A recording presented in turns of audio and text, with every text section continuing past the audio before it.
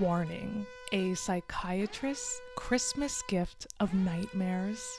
An alphabet book where all 26 children die. Holocaust imagery hidden inside of a Grimm fairy tale. And the most innocent book a senator tried to burn. Oh, and my grandma was racist. Let's get into it. So I hope everyone is doing well. I'm so happy that it's kind of the beginning of summer. I've got my drink right here, my matcha. I would say get a beverage ready because this is going to be a long one. Also, I'm going to tell you a story about my grandmother that I've never really opened up about. I just realized that I really think banned books could actually sell better because of weirdos like me who love to research banned books. So today we're going to be going through 7 banned books. We're going to be talking a little bit more about the history of them. So the first one is called Struwwelpeter, and it was written by a German psychologist who worked at a lunatic asylum. And this book actually inspired a lot of people that we know today. Tim Burton, Edward Scissorhands, and many, many more. The idea behind this book is it has 10 short stories. Some of them were just 1 page, some of them were like 2 or 3 pages. The goal was to scare children. If you don't behave, something really bad will happen. And let me tell you, it is bad. Like, bad.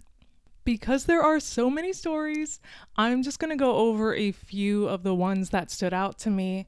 If you're interested in me talking about all of the stories, I can just make a separate video around the whole thing because it is just that intense and I could talk through every story very descriptively. So the first one I will go over is called Little Suck-a-Thumb. And can you guess what this one is about? Sucking your thumb. Correct. So little Suck-a-Thumb, he would always suck his thumb. And his mother told him, you need to stop sucking your thumb or else your thumbs will get cut off. What do you think happens? I'll give you a guess. He gets his thumbs cut off by giant scissors. And they even show this graphic in the book. Can we say traumatizing? I don't think I've ever read any books like that. And this psychiatrist gave this book to his 3-year-old son. I couldn't even imagine how that kid feels. He must be so like, I can't do anything.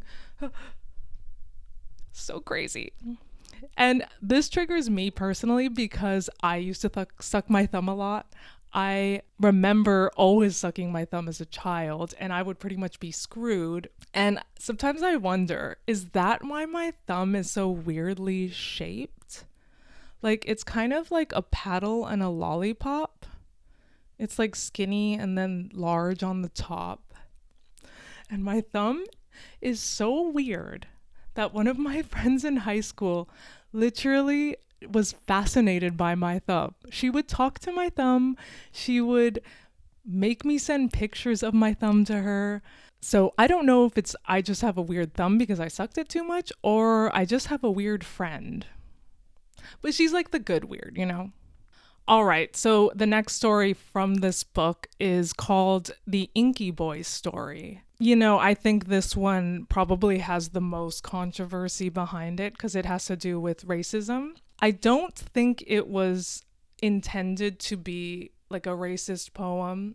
Basically, these 3 boys were teasing a black kid. They were teasing him like, you look different, blah, blah, you know, you're black, blah, blah, blah. And this guy warned them. He was like, you better not tease them anymore or else something's going to happen. What happened was he ended up dipping all 3 boys into ink. So they were basically covered in black ink. Yes, I think this book was about teaching a lesson. Do not, don't tease others who look different from you. And I do like that.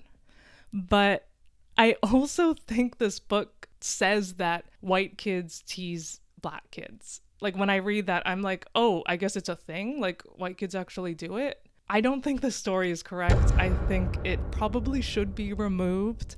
Or maybe the kid gets teased for something that he can control. I don't know. I feel like the story was like meant to be good, but it turned out not being the best lesson. The next story is called The Boy Who Wouldn't Eat. It's like the title pretty much gives the whole story away at this point. Basically, there's a boy, he's healthy, he's eating his soup every day. One day, he just decides, I'm not going to eat dinner. That's it. I'm not interested. I don't want this soup. So he skips his dinner. The next day, he's quite a bit thinner. Like, I don't think you can get that thin in a day, but it's an illustration. So he's skinny and he's just like, I'm not going to eat dinner again. I don't want it, with his head up high. And then the next day comes. He's rail thin. He does not look good. And still, he says, nope, I don't want dinner. I refuse. I absolutely refuse. I'm not going to have it. Can you guess what happens? He dies. What a wonderful children's story. Isn't that... You know, when I read this story, I actually thought of something insane. We should send this to all of the girls that are obsessed with getting insanely skinny. We should literally get this poem and then hashtag skinny talk and get all of those women who are literally trying to starve themselves to be skinny, because it is not healthy and you can die if you don't eat enough. Thing is, we have to eat food. You gotta eat your soup, but also your gummy bears once in a while, because, you know, can't have candy every day, but you can definitely have it once in a while to enjoy life. It's all a part of being human. The last one I'm gonna talk about from this series is called Johnny Head in the Air. This child, Johnny, he sticks his head up and just kind of looks up. He does not look down. And I don't know if that's been a problem back then, but it's kind of the opposite now. I think we can all agree. Anyways, he has his head up. He's walking, and he doesn't see what's below him because he's looking up. So he falls into a lake. These men end up saving him, pulling him out of the water, and he's embarrassed. And then the fish laugh at him. They're like, ha ha ha ha, you lost your notebook, you fell in the water, na na na na na na. Oh my god, like, I think today parents would be happy if their kids were looking up. So the next book we're going to talk about is called The Gashlycrumb Tinies. And basically what it is just an alphabet book from A to Z. The only thing is, every single letter represents a certain death that each child goes through. For example, N is for Nanny, who fell down the stairs and broke her neck. A is for Alex, who got axed in the face. And they actually show these images. Can you imagine an A to Z book that every single letter is a child dying? It blows my mind. Anyways, I wanted to learn more about this author. What kind of author are you? An A to C book? This is literally made for little kids trying to learn the alphabet. This author is actually, he's pretty much asexual. He has not been in any relationships. He has 20,000 books, 6 cats, and he loves to be very extravagant and wear a long fur coat wherever he walks around. And you know what I think when I hear that? He's just a millennial girl. Also, the coolest thing, his stepmother was a cabaret singer. I would love to have a stepmom that sings for Casablanca. But what I actually have is a racist grandmother from my dad's side. All right, we're going to get into it. I didn't really meet my grandmother from my dad's side till I was maybe 7 or 8. My dad, my aunt, and my grandma, we all met up at a restaurant in DC. My grandmother was just ignoring me the whole time. But the good thing is, I had ADHD. So I didn't even know she was ignoring me. I was like in my own dream world, la da da da, thinking about rainbows and rabbits or whatever I was thinking about at that time. Anyways, my aunt was crying. My dad was sitting there just fuming. The restaurant was super loud. All of a sudden, my dad stands up, throws his napkin at his mother, and says, "F you!" Super loud. The entire restaurant went completely quiet, nothing. And they all just looked at us. And me, I'm just like, what happened? What happened? I don't even know. Yeah, after that, my aunt and my grandmother went home. My dad and I literally could not find where my aunt was living in DC, so we actually had to stay in a hotel that night. I'm not kidding. But I remember I had no idea why that happened. For years they didn't tell me, which I think is good. I think we can all agree I shouldn't have known. It wasn't until a lot later, like maybe when I was in my teens, that I finally learned my grandmother didn't like me because I was half Chinese. She was racist, I guess. And, you know, she grew up in a racist community environment. Like she literally grew up where blacks and whites were segregated. So that was all that she knew. You know, it really made me have to think, how could a grandmother hate their own child? That was where I had to pretty much put myself in my grandma's shoes and realize she was pretty much raised as a racist. I don't think any of it is correct. I do not believe in racism at all.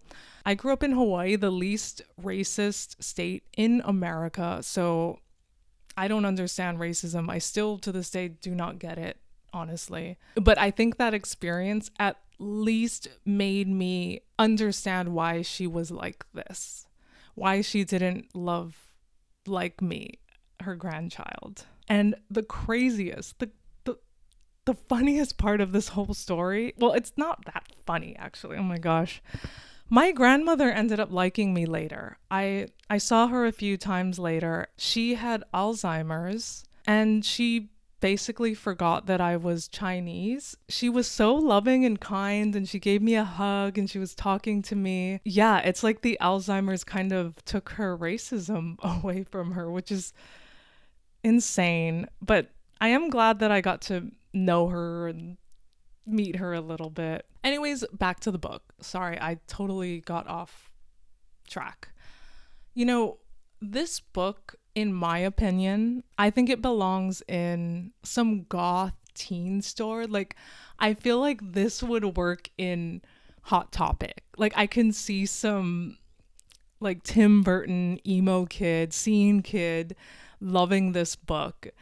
I mean, look, they love Tim Burton. They love Edward Scissorhands. So I think he just got the marketing wrong. The book is good, but it is not for 3-year-olds. I mean, just looking at these pictures, this is for some goth kid who is rebelling. And he wants some weird books on his shelf, his or her shelf. And now we're going to be talking about possibly the most absurd reason why a book was even banned in the first place. And it really just says something about the reader versus the author. This book is called The Rabbit's Wedding. So I read this book. There is absolutely nothing wrong with this book. It is so cute and loving. But what's the issue? One rabbit is black and one rabbit is white. So people, senators from Alabama, were pretty much saying this book is trying to get people to have interracial marriages. They tried to burn this book. They tried to remove this book from libraries. And there was actually a librarian who refused to remove the book, and she actually got interrogated for it. This book is literally the most innocent, loving book. I personally love this book. I love the illustrations. Those bunnies are so cute and soft and cuddly. Like, I actually want to just pet them through the page. The entire story is a black rabbit and a white rabbit really enjoy being around each other. And then the black rabbit is sad and he's like, I'm sad because I want to be with you forever. And then the girl white rabbit says, we should get married. So then they got married. And the book ends with the black rabbit never had a sad face again. That is the story.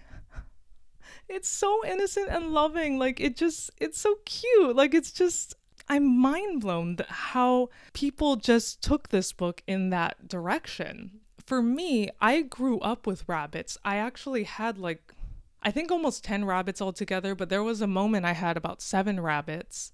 And I had a black and white spotted rabbit. I had an orange rabbit. I had a gray rabbit. I had a white rabbit, a black. I've had all the damn colors. And I never imagined any of the rabbits oh, this rabbit represents a dark person. This rabbit represents a white person. What would the orange one be? I don't think it's a big deal. It's a loving, cute, amazing story. Also, the illustrator of this book is the same illustrator that did Charlotte's Web and Stuart Little. There's no controversy in this book at all. To me, this book is kind of holding a mirror up to the people's faces saying, there's nothing wrong with this book. There's something wrong with you.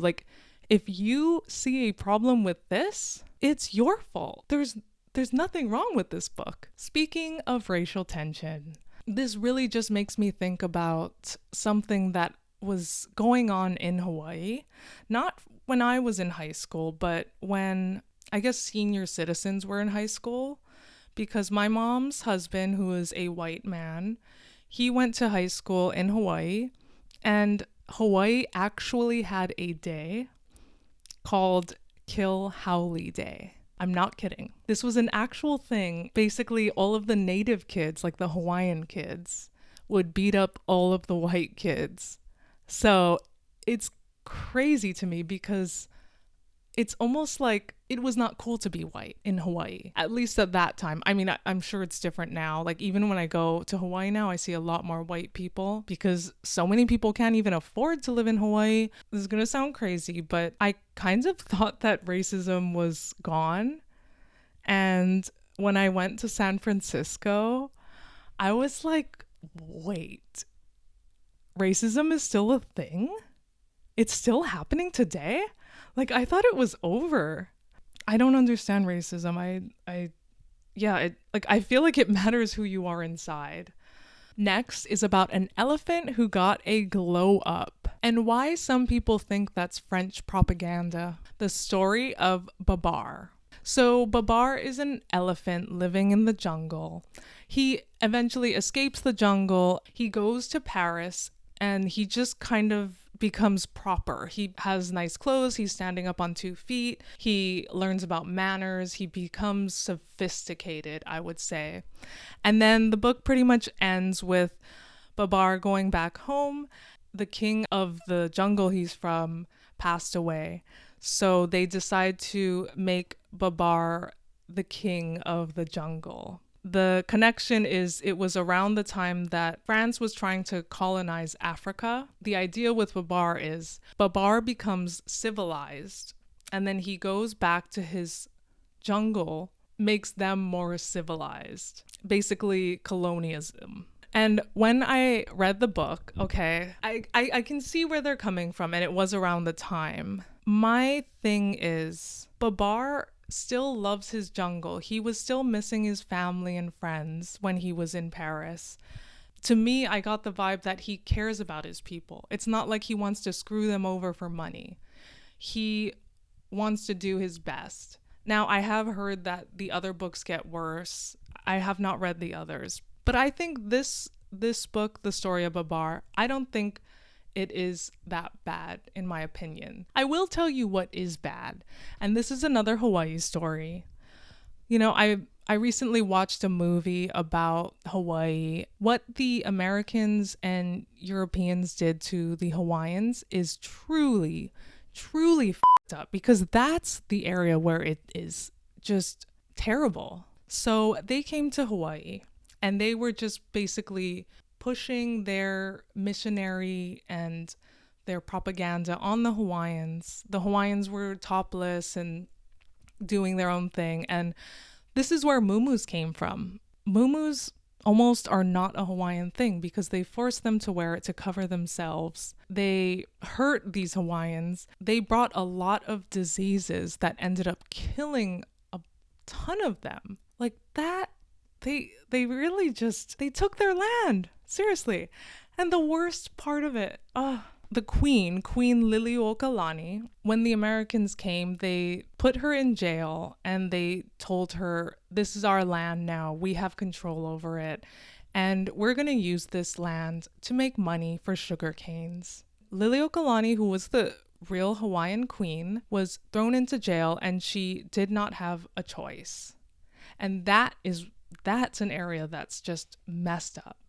You know, people still march on that day in Hawaii with signs because all of the Hawaiians realize how unfair it is and what they did to Hawaii. See, I just feel like it's a different story. Do you kind of see the difference? Babar actually loves his friends and family in the jungle, and he grew up there. These people just came and took over their land and took everything. I will leave it at that. The next book is pretty much based on true events that were actually happening, but as time went by, there was a lot of controversy and racism behind it. And this book is called The Strong and the Good. In this story, it's pretty much a boy. He's just talking about growing up. The only issue is he talks about his family who owns a black person like a slave. There's a Confederate flag shown in the book. There are a lot of things that the author talks about which would not at all pass today. So this book actually did win the Caldecott Medal, which is, one of the most prestigious medals to get. I'm going to give you my my personal opinion. I need a drink. Talking so much. I'm sorry. I'm not used to talking this much. I'm used to working quietly, listening to music. And yeah. Okay. So when I think about this book, I don't think this book was meant to be racist. I truly believe the author was just writing what was actually happening in his life. My parents did this. I grew up around this. This happened, But as time went on, the book pretty much just became more and more controversial. And they actually did make changes to the book as time went by. They realized this is not going to work. We need to edit this. We need to change it. But I think because this book is built so heavily on racism, it's pretty much always going to be there. I don't think this book was ill-intentioned. I think they're just talking about their life and how they grew up. I don't think this book should be allowed in schools and stuff because it really holds a lot of racism in it. So I get it. I totally see why this book would be banned. Our next book is a fairy tale book with some hidden Holocaust imagery inside of it. Dear Mili. So this book was written and illustrated by Maurice Sendak again. The same author-illustrator that did In the Night Kitchen and Where the Wild Things Are. This guy is so talented. I am obsessed with his work. So I actually did a little bit more digging into this guy. I found out that he was gay, first of all. And then I was like, why are all the artists that I love gay? Like, I just have good taste, I guess. I don't know. Secondly, he is Jewish and he has family from the Holocaust. So his grandparents passed away from the Holocaust. He has a lot of family members who also passed away from the Holocaust. In my last video, I was talking about In the Night Kitchen. I really thought that most of the controversy was around the boy being naked. But after looking into it more and learning more about this author, I realized that people were also curious about this boy who falls into a cake and pretty much gets put into an oven, and all of the bakers look kind of like Hitler. I didn't notice any of it. Let me know if you see it. Also, when the boy is on top of the milk bottle, they were mentioning it was a reference to him trying to be open about his sexuality as a gay man. I guess I see it. It's kind of a phallic looking bottle, so I didn't really notice it before, honestly. But now that I know his history, I can really see it. That's why I love Maurice Sendak, because so in this book, which is called Dear Mili, it was around the time that he lost a lot of his family members to the Holocaust. So he hid a lot of Holocaust imagery, like Anne Frank, like dead looking bodies that were supposed to be the trees. I can see it. I think he probably hid a lot more things in there if you really look at the pictures, but there are very obvious human bodies in some of these trees. Like, I can see a butt. There is definitely a butt in one of those trees. Yeah. But when I hear about all of this, I feel like he has all of these experiences in his life, and that's why he makes this art. He puts a part of himself into his art, and because he has dealt with, first of all, he never ever came out to his parents about being gay.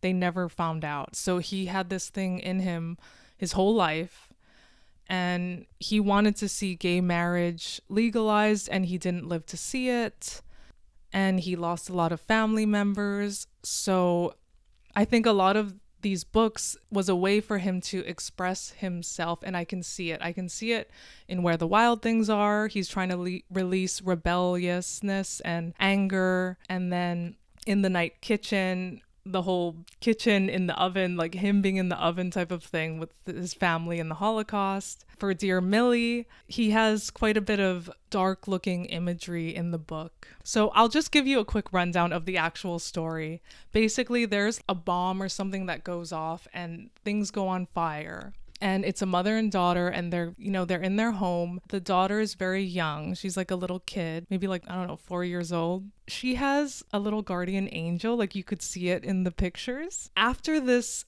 fire that happens, the mother tells her daughter to go into the forest, to stay there. So she goes into the forest. She finds like a home, and there's this old man who takes her in. It's crazy because when we hear this today, we're like danger, danger, danger, which is messed up to even think that. But the old man is a nice guy, okay? He takes her in. He lets her sleep on the bed. He sleeps on the floor. He feeds her. He's very kind to this girl. She stays there for 3 days. She thanks him and tells him, I would love to visit you again. Thank you so much. After the 3 days, she goes back to see her mom. She also sees her guardian angel. The guardian angel is a little girl like her now. And when she actually gets back to her home, I guess I don't understand this part. Basically, time has passed a lot more for the mom. So the mother is like elderly and pretty much about to die. The mom like gives her a hug, and it ends. The mother and daughter were so happy to see each other, and they were found dead later that day. So it's an interesting story. I guess they both died at the end. I still think this book is okay for kids. Like, it's like my book, you're dealing with death. It is quite dark. The art is really nice. Like, this one I think is a lot better than the alphabet book where it just shows each kid dying for each letter. This one has a lot more heart. It's quite emotional. Like, if you read it, it's especially reading the end where they both just died together, happy. It does make me appreciate family. I think reading this book is like, I need to appreciate my mom type of thing. I really don't think it should be banned, but I can understand there's some, dark undertones to the story. And finally, on to the last book, which honestly makes me the most pissed off about the entire thing. This book wasn't actually racist. Racism was done to this book. The Story of Little Black Sambo.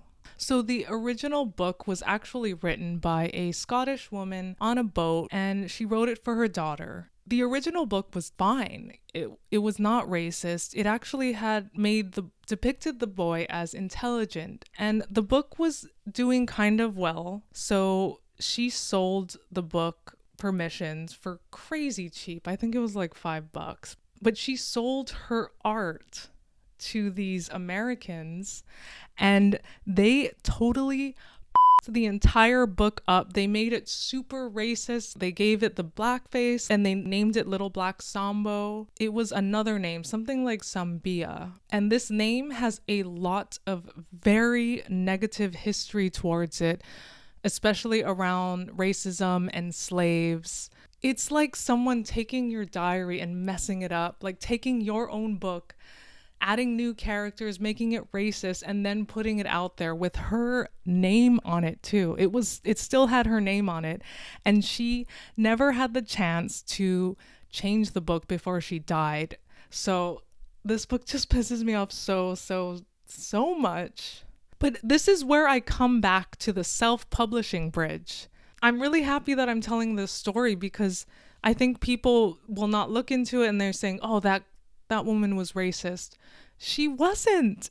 It was the people that bought her book, the rights to it, and then they completely changed it up and violated it. And I would hate it if someone took my book and made it super racist and messed it up. That's why self-publishing is the best. It is your story. And you have 100% control over your story. No, there's no middleman. There's no someone that's going to just buy the book and change it up, which this stuff happens a lot in traditional publishing. I know because I've asked around, I've looked it up. If marketing doesn't agree with something, they will ask you to change it so the book sells better. And that is the reason why I have created my Self-Publish Your First children's book series, where I go over the 6 simple steps to publishing your own book. It's pretty much everything that I wish I had and knew before self-publishing my book. I will leave a link at the bottom for you. Just check it out. I hope it inspires you, and I hope that you write your own book. All right, so I'm curious. Which banned book shocked you the most? For me, I think it's The Rabbit's Wedding. I am mind blown that people thought this was a bad book. People just went out of their way to stop this book from being in schools and libraries. Blows my mind, but I am so curious which book you thought was the craziest. Please let me know in the comments. Thank you so much for watching this video, and I will see you later.